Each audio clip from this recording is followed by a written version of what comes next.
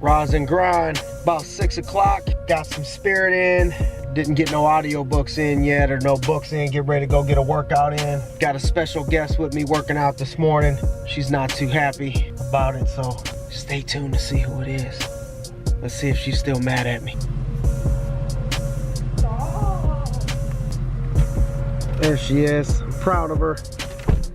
Somebody's not too happy with me this morning, but we get up and do it anyways. Proud of you. Getting ready to go pick up Miss Amaya from tutoring. Was thinking about, you know, some things that stand out to me about getting to where you need to go in your life, whether it's a business journey or sports journey or a life journey or you're chasing your dream, whatever it is. You know, I think something that stands out to me about the winner is it's not so much about winning every race or every competition.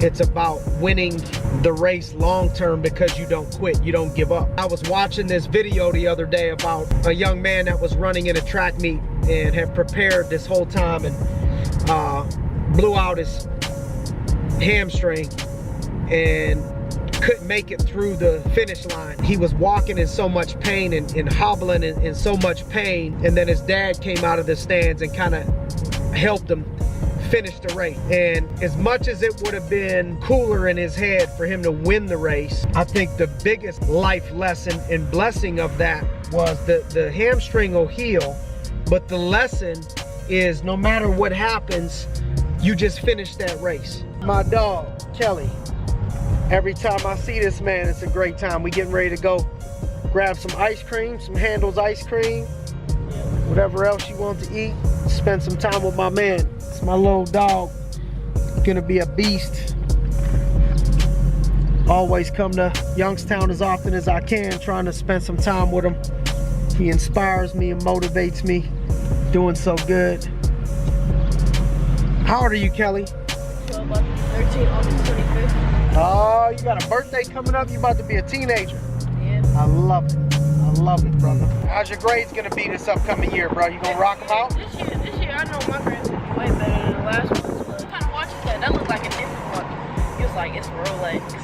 I'm like, what? You funny. That's my first You know how you get Rolexes? You gotta be able to grind, work hard, be coachable. You know what I'm saying? Put in the work, hang around the right people. We sitting here talking about Justin. Justin from the north side. I was telling Kelly, Justin makes $500,000 a year.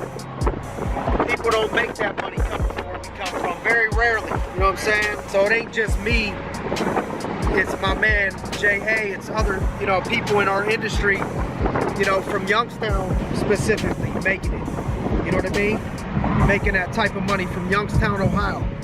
You know what I mean? Not getting in any trouble, you know, doing everything right, being a good father, the whole deal. You know, and that stuff don't get recognized rarely in Youngstown. I feel like that stuff should be brought to the forefront to show people that it ain't just a rapper, it ain't just an athlete. Young men are coming from Youngstown and making things happen. And that's what I'm trying to expose these kids to. Getting some Handel's ice cream. Yes, sir. The best ice cream in town. Best. Handel's is the best. Handel's. It's almost like I can't be in You Youngstown. guys know.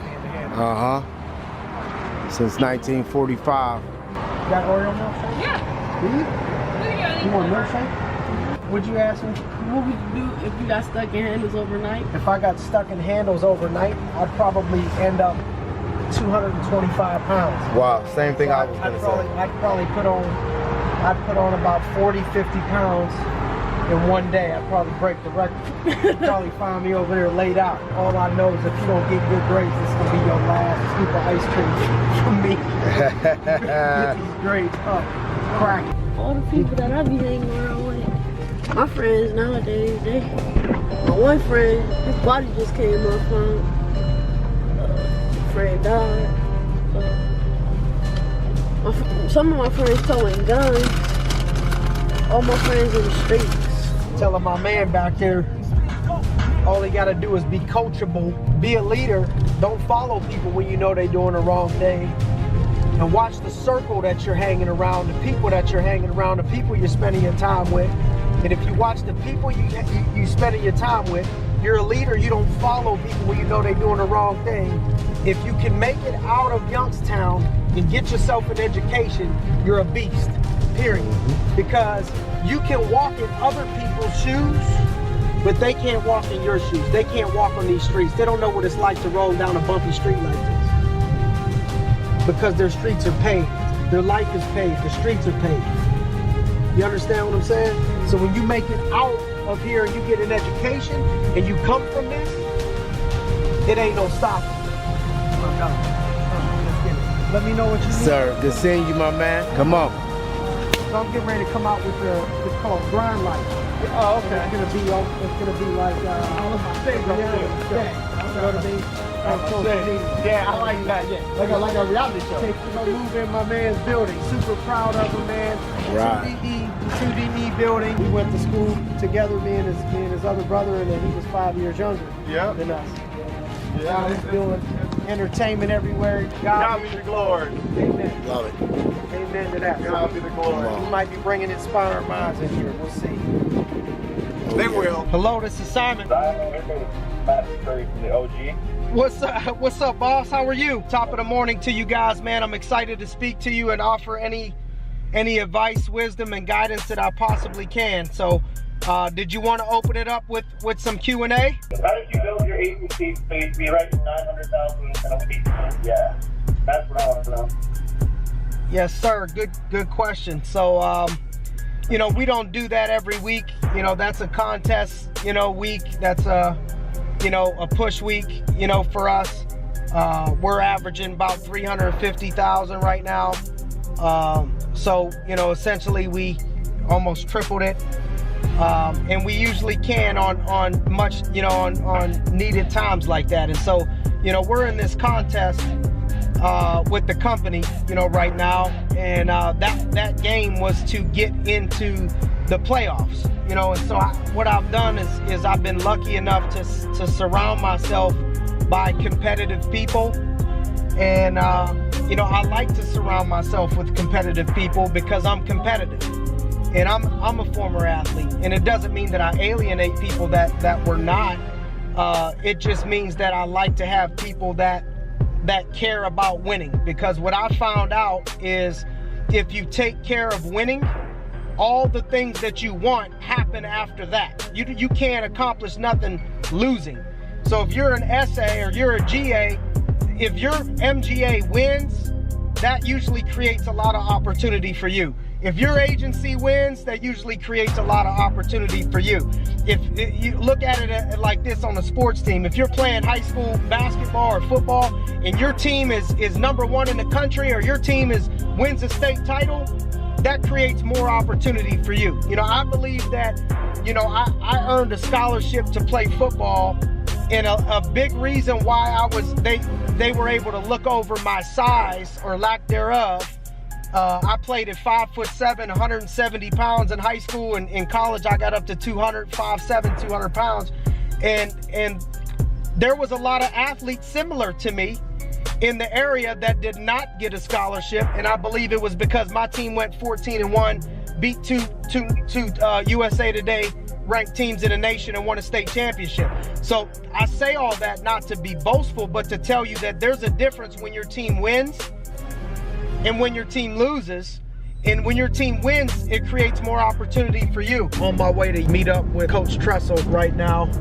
He's been mentoring me for the last few months. And, I think that's important. Sometimes people reach a certain level of success and they think that they can't learn anything else, and I think it's important to continue to surround yourself with people that can pour into your life.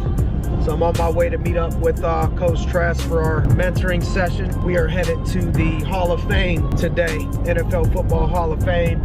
There's something called the State of the Hall. So I know they got some stuff going on right now with the opening of the NFL season and all of that. So I don't know what's going on, but I'm dressed up and ready to rock and roll, ready to learn.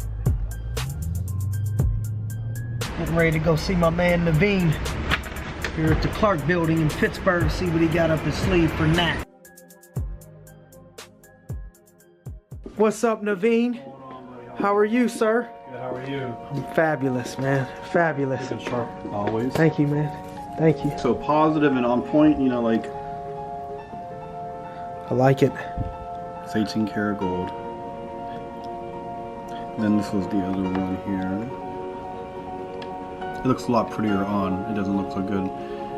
I'd put it on my hairy wrist, but it won't look so good. It's a beautiful bracelet on. Got my man Naveen here.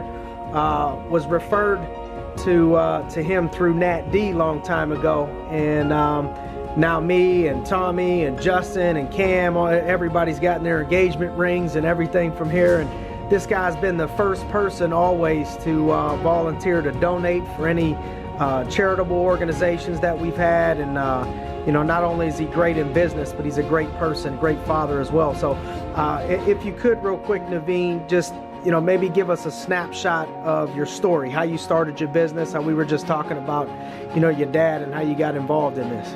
My parents had their own business. As a kid, I used to work with them every Saturday. When school was off or after school, I'd go to the store with them. My mom and dad didn't leave babysitters as a child, so I always went to their business at the age of 3 or 4 years old. And now your dad wasn't originally from here, right? You're from India. He came to India. He came to America in 1971. Okay. It took him 2 years to save enough money to bring my mom and I to the country. Because I came here when I was 2 years old. That's the first time I saw my dad when I was 2 years old. Okay.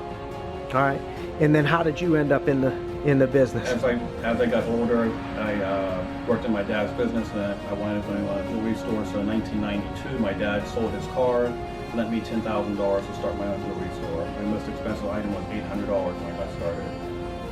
And now you're rocking. I mean, you got pieces in here that are, you know, $50,000, you know, pieces. And not only are you great in business, but you got a heart of gold. Now, how long have you been in this business now?